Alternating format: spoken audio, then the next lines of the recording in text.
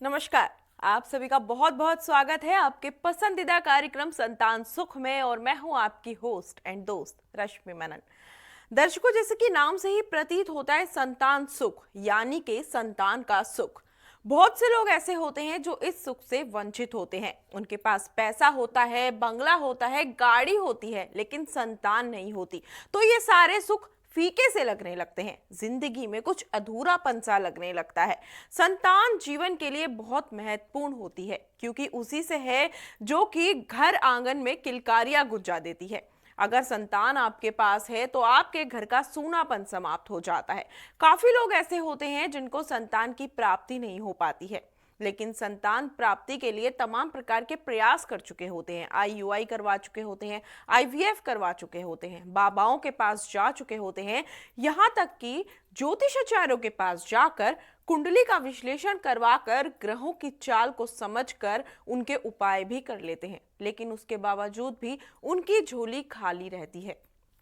लेकिन अब आप बिल्कुल निश्चिंत हो जाएं क्योंकि आपकी खाली झोली कैसे भरेगी, कैसे आपको संतान की प्राप्ति होगी, ये सब बताने के लिए आज हमारे साथ स्टूडियो में मौजूद हैं डॉक्टर नरेंद्र राठी, जो कि आपको बताएंगे कि कैसे, कौन से उपाय करके या कौन सी दवाइयों का सेवन करके आपको संतान की प्राप्ति हो सकती है। क्योंकि डॉक्टर राठी जो हैं वो 100% आपकी खाली झोली को भर सकते हैं, आपको संतान की प्राप्ति करवा सकते हैं। तो चलिए आइए डॉक्टर साहब का स्वागत कर लेते हैं।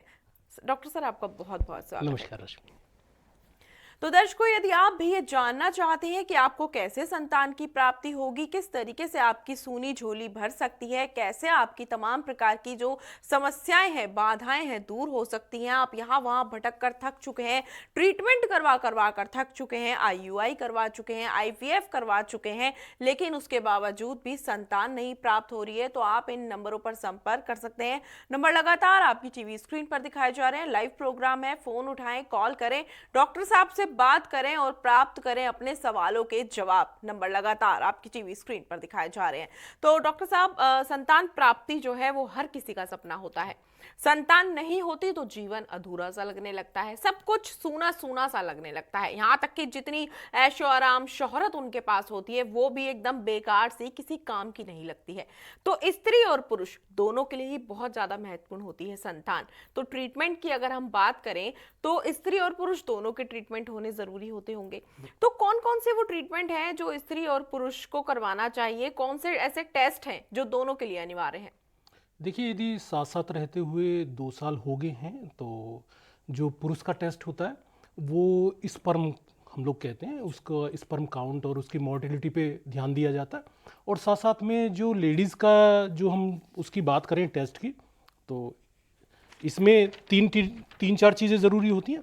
ब्लड टेस्ट में एक तो एएमएच का टेस्ट कराएं, बहुत ज़रूरी होता है। ये हमारी ओवरी के बारे में बताता है, ओवरी की एज के बारे में बताता है। और साथ साथ में ये फॉलोपिन ट्यूब का टेस्ट होता है जिसे हम कहते हैं एचएसजी। एचएसजी एक प्रकार की दवाई डाल के, डाई डाल के हम लोग करते हैं, और दवाई से ये पता चलता है हमारी ट्यूब खुली हुई है नहीं खुली हुई है। साथ साथ में हार्मोन्स का टेस्ट होता है। साथ साथ हम लोग कई बार कह देते हैं एएमएच जो प्रोफाइल होता है उसमें ये हार्मोन सारे आ जाते हैं, थायराइड भी हार्मोन उसमें आ जाता है। तो एएमएच का प्रोफाइल करा ले तो सारे इसमें टेस्ट हो जाएंगे। एक फॉलिकल स्टडी करा ले, ये बहुत ज़रूरी है। एक एचएसजी जो मैंने बताया अभी ट्यूब की जांच होती है, तो ये ज़रूरी है। और साथ साथ में जो हस्बैंड का मैंने बताया, सिर्फ एक सीमेन की एनालिसिस करा दें।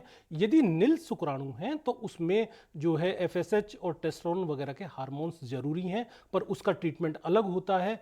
यदि साथ साथ रहते 2 साल हो गए हैं तो ये टेस्ट बहुत ज़रूरी हैं। और यही टेस्ट हम लोग के पास में जब भेजते हैं तो यही भेजें, न कि कई पेशेंट होते हैं जो एचबी, ईएसआर और ये सब टेस्ट भेज देते हैं, उनकी ज़रूरत नहीं होती है। जो मेन टेस्ट होते हैं वो यही होते हैं। जी जी डॉक्टर साहब, जैसे आपने एएमएच की बात की, तो अगर एएमएच कम हो तो क्या उसको बढ़ाया जा सकता है? देखिए, अभी तक ऐसा कोई दावा कोई भी संस्थान नहीं करता था, पर ये सौभाग्य की बात है हमारे हिंदुस्तान में। और जो दवाइयाँ हैं वो हमारी नहीं है, मैं तो बार बार कहता रहता हूँ।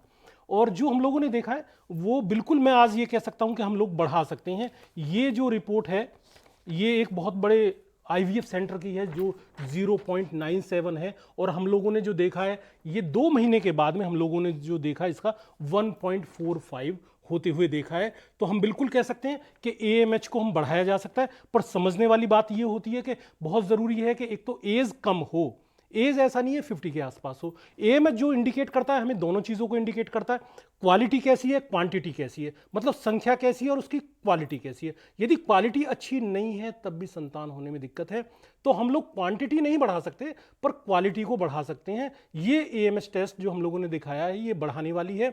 हाँ, यदि इससे ज़्यादा है तो उसको हम कम भी कर सकते हैं, ये भी मैं आगे प्रोग्राम में आपको दिखाऊंगा।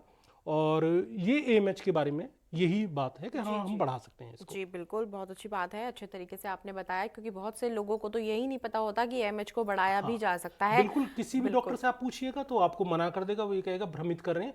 पर ये आपके आयुर्वेद में है, जो दवाई हम लोगों ने दे के देखी और उसके रिजल्ट हैं, और मतलब वाकायदा मतलब बहुत अच्छी लैब से करा के देखे जी। हैं। तो ये बिल्कुल एएमएच पे काम करती है। ये कोई दावा कहीं भी आपको नहीं मिलेगा, विश्व में नहीं मिलेगा। जी तो ये सिर्फ हमें भी बाई चांस मिल गया है, कोई हमने बहुत ज़्यादा प्रयास इसमें नहीं किए हैं, क्योंकि टेस्ट कराते रहते हैं तो उसके हमें ये फल मिले हैं। जी जी बिल्कुल। तो अपने दर्शकों को यही कहना चाहूंगी, यदि तमाम जगहों पर जाकर भटक चुके हैं, निराश हो चुके हैं, हताश हो चुके हैं, तो वह बिल्कुल निश्चिंत हो जाएं, क्योंकि डॉक्टर राठी के माध्यम से आप संतान की